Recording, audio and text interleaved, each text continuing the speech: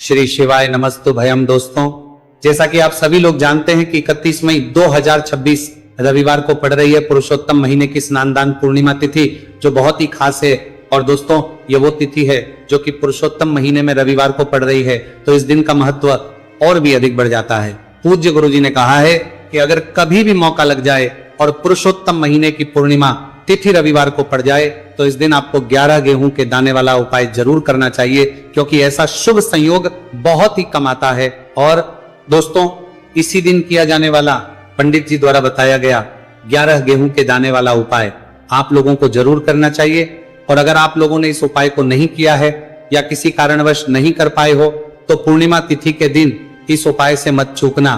दोस्तों देखिए, ये दिन इतना खास होता है, इतना महत्वपूर्ण होता है। देखा गया है कभी कभी बड़े पूजा पाठ अनुष्ठान से जो मनोकामना पूर्ण नहीं होती है, वो पुरुषोत्तम महीने के रविवार के दिन एक छोटे से उपाय करने से ही आपकी मनोकामना पूर्ण हो जाती है। और बहुत सारे लोगों ने इस उपाय को किया भी है और उनको इस उपाय को करने का फल भी जरूर मिला है। अगर आप लोग भी इस उपाय को रविवार पूर्णिमा तिथि के दिन करना चाहते हैं तो आप इस उपाय को पहले अच्छे से समझ लेना, सुन लेना, उसके बाद करना। आपको इस उपाय का फल जरूर मिलेगा, करना, आपकी सभी मनोकामनाएं पूरी हो जाएंगी। दोस्तों, हम आपको यहां पर बता दें कि ये जो 11 गेहूं के दाने वाला उपाय है, ये उपाय पंडित जी ने अपनी अभी की शिव महापुराण की कथा में ही बताया है। और इस उपाय को करने से आपके घर में चाहे किसी भी प्रकार की दुख और समस्या क्यों ना चल रही हो, आपको उसका कारण भी नहीं पता है कि भाई ये समस्या किस कारण से चल रही है, उसका कुछ भी कारण हो सकता है। जैसे पितृदोष हो सकता है, काला सर्प दोष हो सकता है, या किसी भी तरह का मंगल दोष भी हो सकता है, और भी बहुत के दोष होते हैं, कुछ भी हो सकता है। पर आपको इस उपाय को करने के लिए अपने दोष को पता लगाने की भी जरूरत नहीं है। आपके घर में किस कारण से इतनी दुहक और परेशानी आ रही है वो भी आपको पता लगाने की जरूरत नहीं है। बस रविवार के दिन इस उपाय को कर लेना, क्योंकि इसी एकमात्र उपाय को करने से आपके पूरे घर परिवार में सुख और शांति हो जाएगी। आपके घर में अच्छे अच्छे काम होने लगेंगे। आपकी जो भी मनोकामना होगी वो आपको करना कैसे है, किसको करना है, किस समय करना है और कैसे करना है। देखो, उपाय बिल्कुल आसान है, बस समझने वाली बात है। ध्यान से समझिए, उसके बाद ही आप लोग जो है इस उपाय को जरूर कीजिएगा। लेकिन उससे पहले जो भी मेरे भाई, मेरी प्यारी बहनें आज चैनल पर पहली बार आए हैं या मेरी आवाज आज पहली बार सुन रहे हैं, अगर आप भी महादेव के सच्चे भक्त हैं तो वीडियो को लाइक और चैनल को सब्सक्राइब जरूर कर लें और कमेंट बॉक्स में लिखे हर हर महादेव, जय भोलेनाथ।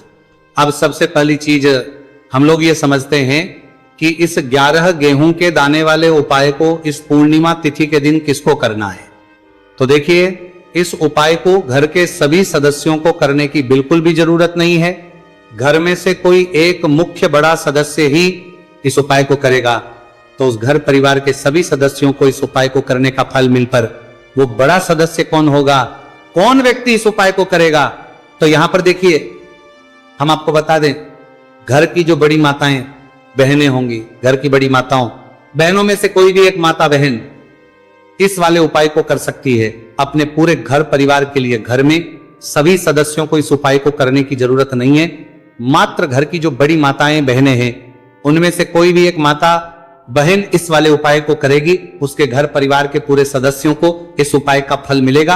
अगर किसी कारणवश माताएं बहनें घर में उपस्थित ना हो या वो इस उपाय को ना कर रही हो, कुछ दिक्कत हो, तो भाई उस जगह पर फिर घर का कोई बड़ा व्यक्ति भी इस उपाय को कर सकता है। माताओं बहनों के कहने का मतलब यह था कि माताएं बहनें घर की लक्ष्मी होती है। जब घर की लक्ष्मी कोई उपाय करती है तो निश्चित ही भगवान शिव जी बहुत जल्दी प्रसन्न होते हैं और उपाय का फल में बहुत जल्द और बहुत बड़ा करके भी यहां पर देते हैं। तो आप लोग ये बात समझ गए होंगे। अब हम ये बात समझते हैं किस वाले उपाय को हमें करना किस समय है। इस 11 गेहूं के दाने वाले उपाय को हमें इस रविवार पूर्णिमा तिथि के दिन करना किस समय है। तो देखिए, इस उपाय को करने का जो समय है शाम का समय है। अब देखिए, यहां पर हम मुख्य रूप से सुबह का समय नहीं बोलेंगे, क्योंकि देखिए ये जो पूर्णिमा तिथि है और आप सभी लोग जानते हैं इसका प्रदोष काल का जो समय होता है ना, इस दिन भगवान शिव और माता पार्वती जी का सबसे प्रिय दिन होता है। तो आप लोग इस गेहूं के दाने वाले उपाय को शाम के समय में कर सकते हो। और देखो, अगर सुबह करोगे तो आप 8 बजे से 11 बजे के मध्य इस उपाय को कर सकते हो। और देखो, अगर शाम के समय कर रहे हो तो इस दिन जरूर शाम के समय का ध्यान रखना कि शाम के 6 बजे से लेकर 7 बजे के बीच में अगर आप इस उपाय को कर सकते हो तो बिल्कुल कर लेना। पूरी कोशिश करना, आपको उपाय का फल जरूर मिलेगा। ये बात आपको समझ आ गई। अब बात करते हैं उपाय की। देखो, गुरुजी ने कहा है कि अगर रविवार के दिन पूर्णिमा तिथि पड़ जाए तो इस दिन आपको 11 गेहूं के दाने वाला उपाय तो अवश्य ही करना चाहिए। देखो, ये उपाय यदि आपके जीवन में कर्जा बहुत अधिक है, आपके जीवन में संकट बहुत अधिक रहते है, आपके ऊपर बहुत अधिक विपदा आ रही है, बार बार आपको अपने व्यापार में और अपने धन में हानि देखने को मिल रही है, यानी कि आपको प्रत्येक कार्य में हानि हो रही है, तो आपको यह करना चाहिए। देखिए, इस उपाय के लिए आपको 11 गेहूं के दाने आपको लेने, ठीक है। 11 दाने लेने के बाद में आपको जरूरत होगी चावल के दानों की। 11 चावल के दाने और 11 गेहूं के दाने, और चावल के दाने खंडित नहीं होने चाहिए। अब आप कहोगे भैया गेहूं कहां से लेने हैं? देखो, आपको किसी भी किराना स्टोर पे गेहूं के दाने मिल जाएंगे, जाके ले लेना, ठीक है ना। 11 गेहूं 11 चावल के दाने लेने हैं। साथ ही साथ आपको एक तांबे का लोटा लेना है और उस तांबे के लोटे में आपको जल भरना है। जल खुद के घर का होना चाहिए, मंदिर का नहीं होगा। अब आप ये सब सामग्री लेकर पहुंच जाओगे महादेव के शिवलिंग के पास में। शाम के टाइम पे प्रदोष काल में देखो, जब आप ये उपाय कर रहे हो तो अपना फेस रखना उत्तर दिशा, नॉर्थ डायरेक्शन की तरफ। अब यहाँ पे जो मैं आपको क्रम बताने जा रहा हूं ना, उस मेरे क्रम को बहुत ध्यान से सुनिए। महादेव को अगर कोई सबसे प्रिय है ना, तो उनकी सबसे छोटी पुत्री जिनका नाम है माता अशोक सुंदरी, जो आपके पास में चावल के रह दाने हैं ना, उन चावल के 11 दानों को माता अशोक सुंदरी के स्थान पर आपको अपना नाम और गोत्र बोलते हुए समर्पित कर देने हैं, है ना। चावल के दानों को रखने के बाद में जो आपके पास में तांबे का लोटा है ना, उस तांबे के लोटे को कहीं पे भी हम जल नहीं चढ़ेंगे। सिर्फ और सिर्फ माता पार्वती का जो हस्त कमल आपको दिख रहा है, यहीं पे गोल गोल आपको समर्पित करना है उसी जल को, और कहीं नहीं। ना तो माता अशोक सुंदरी के स्थान पर, न शिवलिंग के ऊपर, सिर्फ आपको यहाँ पे गोल गोल जलाधारी पर आपको उस जल को समर्पित करना है। अब आपके पास में बचे हुए हैं 11 गेहूं के दाने, और बचे हैं उन्हीं 11 गेहूं के दाने को आपको अपनी मनोकामना, अपने विशेष कहते हुए महादेव के शिवलिंग के ऊपर अगर आप पूर्णिमा तिथि के दिन प्रदोष काल में समर्पित कर देते हैं तो आपकी जो भी मनोकामनाएं होंगी, जो भी विश होंगी, महादेव पूरी जरूर करते हैं। अन्न समर्पण करने से, उस खासकर गेहूं को समर्पण करने से हमारी इच्छाएं पूरी होती है। और अगर वो दिन पूर्णिमा तिथि का दिन हो, तब तो इससे सुंदर संयोग कुछ भी नहीं हो सकता। आपकी इच्छाओं को पूरा करने के लिए बहुत स्पेशल, बहुत प्यारा सा उपाय आप सभी को जरूर करना है। ध्यान में रखिएगा, यह उपाय प्रदोष काल में करना है। देखो, गुरुजी ने कहा है भगवान शिव के शिवलिंग पर 33 कोटि देवी देवता का वास होता है। अगर हम शिवलिंग के सामने कुछ भी उपाय करते हैं तो हमारे सभी देवी देवता हमसे खुश हो जाते हैं। यह उपाय आपको अवश्य करना है। देखो, सुबह के टाइम नहीं कर सकते, ठीक है। अब बात करते हैं अगले उपाय की। देखिए, अब हम जान लेते हैं गुरुजी द्वारा बताए गए दूसरे उपाय के बारे में। इस उपाय के लिए आपको मात्र 2 लौंग लेनी होगी, यानी कि आपको लौंग का जोड़ा लेना है। 2 फूल वाली आपको लौंग लेनी है। लौंग का जोड़ा से भी खंडित नहीं होना चाहिए, इस बात का ध्यान रखें। इसी के साथ में आपको लेना होगा लाल चंदन का पाउडर। देखिए, यदि आपके पास लाल चंदन की लकड़ी है तो उसे घिसकर भी आप चंदन के रूप में प्रयोग कर सकते हैं। यदि पाउडर है तो उसका भी आप अपने उपाय के लिए प्रयोग कर सकते हैं। देखिए, चंदन जो है वो तेज का प्रतीक माना गया है और साथ ही साथ जीवन के अंधकार को दूर करने का प्रतीक माना गया है। अब इसी के साथ में मात्र एक तांबे के पात्र के अंदर शुद्ध जल लेना होगा अपने घर से। अब दोस्तों, ये तीनों सामग्री लेकर के सीधे आपको पहुंच जाना होगा भगवान शिव के मंदिर में। देखिए, इसी के साथ में आपको एक गोलबाती का दीपक भी लेना होगा।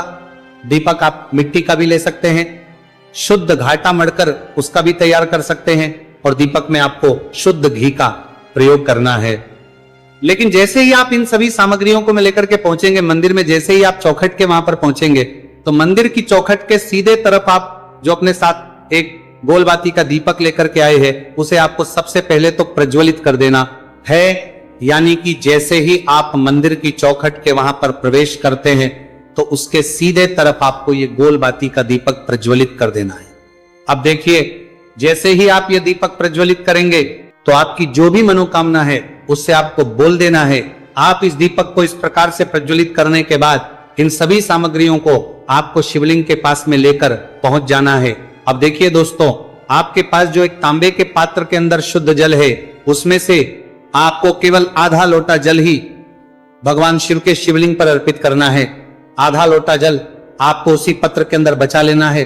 अब दोस्तों, आपके पास जो 2 लौंग है यानी कि का जोड़ा है, उससे आपको अपना नाम और अपने गोत्र को बोलते हुए आपकी जो भी समस्या चल रही है, आपके जीवन में जो भी परेशानी उत्पन्न हो रही है, उन्हें आपको बोल देना है। और ये जो लौंग का जोड़ा है, इसे आपको भगवान शिव के शिवलिंग पर अर्पित कर देना है। जैसे आप ये 2 लौंग शिवलिंग पर चढ़ाएंगे तो अपना हाथ जो है वहां पर आपको रखना है और महादेव से आपको प्रार्थना करनी है कि मेरे जीवन की ये जो परेशानियां हैं, ये सभी दूर हो जाए। यानी कि आपके जीवन में धन की संबंधित परेशानी चल रही है, कर्ज की समस्या चल रही है, बच्चों का पढ़ाई लिखाई में मन नहीं लग पा रहा है, घर के जो आर्थिक संकट है वो सभी दूर हो, व्यापार आपका ढंग से नहीं चल पा रहा है, घर में रोग की स्थिति बनी हुई है, यानी कि जिस भी प्रकार की आपकी समस्याएं हैं उसे आपको महादेव से बोल देना है और महादेव से इन सभी समस्याओं को दूर करने के लिए आपको प्रार्थना कर लेनी है। अब देखिए दोस्तों, आपने जो 2 लौंग शिवलिंग पर समर्पित की थी, उसे आपको वहां से उठा लेना है और इन दोनों को आपको शिवलिंग से उठा करके सीधे उससे जल के पात्र के अंदर डाल देना है। यानी कि अपने आधा लोटा जल और बचाया हुआ था उसी के अंदर आपको ये 2 लौंग डाल देनी है और साथ में आप जो लाल चंदन लेकर के आए थे, उस लाल चंदन को भी आपको उसी पात्र के अंदर डाल देना है। यानी कि आधा लोटा जल और बचा हुआ है तो उसी आधे लोटे जल के अंदर आपको ये लाल चंदन भी डाल देना है। अब देखिए, इस आधे लोटे जल में है जिसमें अपने 2 लौंग ली है, लाल चंदन डाला है, उसे सीधे लेकर के आपको पहुंचना है बेलपत्र के वृक्ष के। वहां पर देखिए, बेलपत्र का वृक्ष यदि आपके घर पर है तो वहां पर आपको आ जाना है। आपके घर के आसपास कहीं भी है तो वहां पर आपको पहुंच जाना है और उसके बाद आपका जो मुख है वह उत्तर दिशा की ओर होना चाहिए और उसके बाद आपको अपना नाम और अपनी गोत्र को बोलना है और पुनः अपने जो भी परेशानियां शिवलिंग के पास में बोली थी, उन्हें आप वापस से बेलपत्र के वहां पर भी बोल देनी है। और ये जो आधा लोटा जल और है, इससे आपको पूरा बेलपत्र के वृक्ष की जड़ में श्री शिवाय नमस्तु भयम इस मंत्र का जाप करते हुए समर्पित कर देना है। तो बस इतना सा उपाय आपको करना है। जो भी आपकी परेशानी है, समस्या है, उससे महादेव निश्चित ही दूर करेंगे। अब दोस्तों, हम जान लेते हैं तीसरे चमत्कारी और विशेष उपाय के बारे में। देखिए, ये उपाय बहुत ही है क्योंकि इस उपाय से आपके जिम में तेज की वृद्धि होगी, यानी कि जीवन से जितना भी अंधकार ही वो सभी दूर होगा। तो इस उपाय के लिए आपको मात्र एक गुड़ का टुकड़ा लेना है। गुड़ का टुकड़ा आपके जीवन में तेज की वृद्धि करता है और साथ ही साथ आपके जीवन से जो अंधकार है उसे दूर करता है। इसी के साथ में आपको एक चावल दाना यानी कि अक्षत का दाना लेना है। ये चावल का दाना आपके जीवन में सुख शांति को लेकर के आता है, आपके जीवन में धन की जितनी भी परेशानियां हैं उन्हें समाप्त करता है। इसी के साथ में आपको मात्र एक हरा मूंग लेना है। हरा मूंग जो है वह बुध ग्रह को प्रसन्न करता है। देखिए, हरे मूंग का उपाय करने से बुध ग्रह मजबूत होता है और बुध ग्रह के मजबूत होने से बुद्धि, ज्ञान और विवेक की प्राप्ति होती है। तो ये तीनों ही सामग्री आपको एक एक लेनी है, यानी कि एक गुड़ का, एक चावल का दाना, एक हरा मूंग आपको लेना है। देखिए, हरा मूंग का दाना और का जो दाना है वो आपको साबुत लेना है, खंडित नहीं होना चाहिए। और इसी के साथ में आपको मात्र एक तांबे के पात्र के अंदर अपने घर से शुद्ध जल ले लेना है। देखिए, अब इन सभी सामग्रियों को लेकर के सीधे आपको पहुंच जाना है भगवान शिव के मंदिर में। आप ये उपाय सुबह से लेकर के शाम तक किसी भी समय कर सकते हैं, लेकिन रविवार के दिन ही आपको इस उपाय को करना है। तो सबसे पहले तो ये जो एक गुड़ का टुकड़ा है, एक चावल का दाना है और एक हरा मूंग का दाना है, उन तीनों को आपको उस जल के पात्र के अंदर डाल देना है। लेकिन ये जो उपाय है आपके जीवन की सारी परेशानियों को दूर करने के लिए होता है, लेकिन विशेष मनोकामना तीनों सामग्रियों से ही आपकी परिपूर्ण हो जाती है। देखिए, यदि आपके जीवन तेज होगा तो सभी आपसे वार्तालाप करेंगे, सभी आपसे बात करेंगे और आपका जो मान सम्मान है वो बढ़ता है। और चावल का जो दाना है वह धन वृद्धि करता है, मन की शांति के लिए होता है। और हरा मूंग जो है वो बुद्धि, ज्ञान और विवेक की प्राप्ति के लिए होता है। अब देखिए, ये जो एक पात्र है, इससे आपको भगवान शिव के शिवलिंग पर धीरे धीरे अर्पित कर देना है। श्री शिवाय नमस्तु भयम इस मंत्र का जाप करते हुए और तुम रुकेश्वर महादेव का मन में स्मरण करते हुए लेकिन तुम रुकेश्वर महादेव का स्मरण करने से ये जो उपाय है और अधिक प्रभावशाली हो जाता है। तो महादेव का स्मरण करते हुए यह उपाय करने से आपके जीवन में जो भी अशांति है वो सभी दूर हो जाएगी। तो इस प्रकार से आपको ये सुंदर सा उपाय कर लेना है। इसके बाद बात करते हैं तीसरे उपाय की। देखो ये उपाय बहुत ही अचूक उपाय है जो आपको करना है। देखो इस प्रकार से उपाय के लिए आपको 2 दीपक लेने हैं। देखो दोनों दीपक आपको मिट्टी के दीपक लेने हैं। उसके बाद आपको दोनों दीपक को प्रज्वलित करने के लिए आपको लंबी बाती लेनी है और ये दीपक घी और सरसों के तेल से दीपक प्रज्वलित करने हैं। ये सब लेने के बाद आपको लेना है एक कटोरी में कच्चा दूध थोड़ा सा लेना है। उसके बाद आपको लेना है 1 लोटा जल। देखो गुरुजी ने इस उपाय के लिए बताया है कि ये उपाय आपको प्रदोष काल में करना है।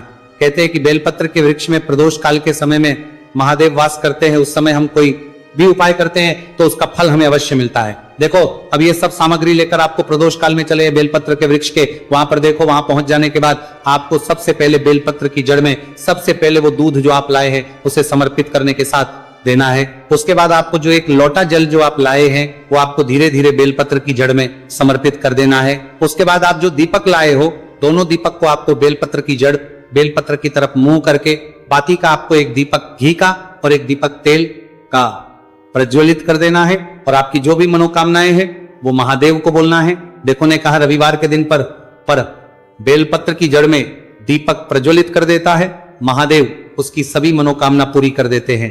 देखिए दोस्तों आज के इस वीडियो में हमने आपको रविवार के दिन किए जाने वाले 3 बहुत ही सुंदर से उपाय बताए हैं। जो भी आपके लिए उचित है सरल है उसे आप कर सकते हैं। यदि उपाय से जुड़ा किसी भी प्रकार का सवाल है तो कमेंट में पूछ ले। उपाय को करते समय आप किसी भी प्रकार की गलतियां ना करें।